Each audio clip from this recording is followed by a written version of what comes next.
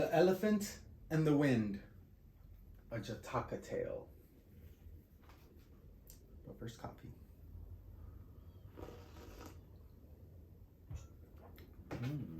Sweet. And gomcha. Sweet bread.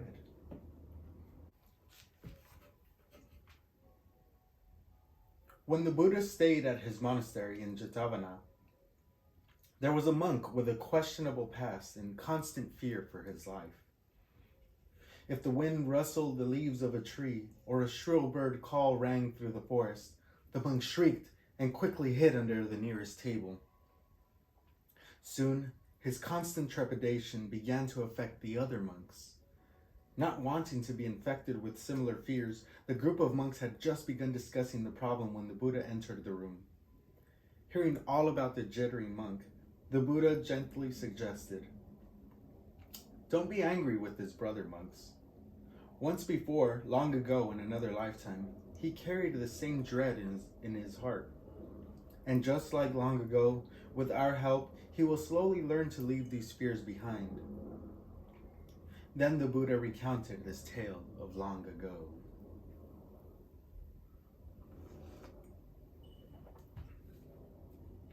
Once upon a time, many years past, the former Buddha lived as a tree sprite in a jungled foothills of the Himalayan mountains. And in those days, there lived a great white and beautiful elephant in a nearby city. The king gave over the care of his rare elephant to the royal animal trainers, hoping that she would learn to perform tricks. Sadly, though, and unbeknownst to the king, they treated her cruelly. Chained and shackled to a large post, she was held prisoner. They insistently barked commands at her. If she disobeyed her trainers or needed to rest, they prodded and poked her belly with sharp rods and lashed her legs with stinging whips. Finally, they wounded her one too many times.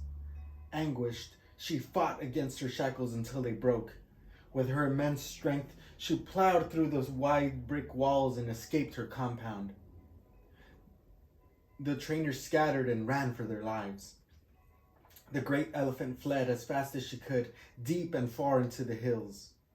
She ran and ran until she was very far from civilization, and still she kept running. The men who were later sent to recapture her found not a trace and eventually gave up their search. Months passed, and although people had forgotten about the elephant had not forgotten the people. She was terrified of being caught again. When the long, lush meadow grass rustled in the night wind, she would startle from her sleep and stampede through the trees, bellowing in fright. Up mountainsides she clambered, down valleys. She ran and ran, never at peace. In constant dread, she lived as though she were still tied to her old training post. And in time, the great elephant grew deathly thin and weak from exhaustion.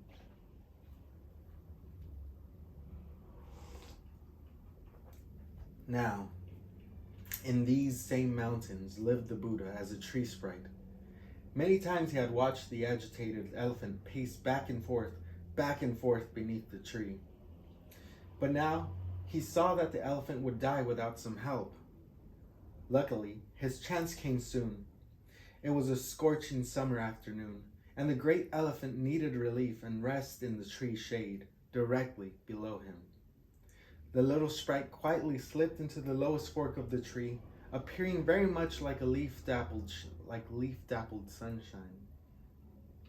Before the elephant had noticed him, and before she could run away in alarm, the sprite whispered in her ear, "Do you fear the wind that only blows leaves away?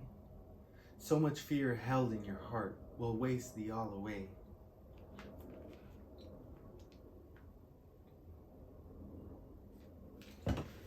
Whispered in her ear, "Do you fear the wind that only blows the leaves away?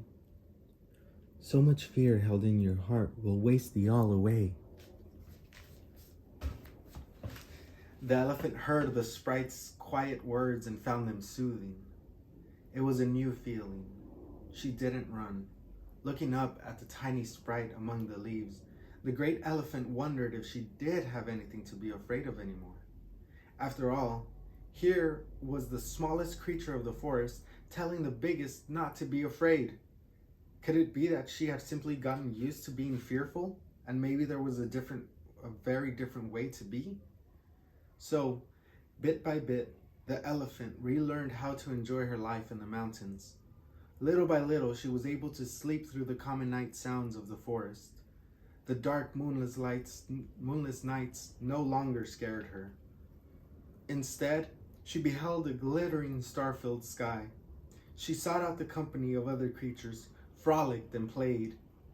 Thanks to the kindness of the tree sprite, the great elephant became strong and healthy and lived very happily ever after. And so the Buddha concluded this lesson with the monks. From that day on, they treated the restless monk carefully, with kindness and compassion, until finally his last fear was well gone.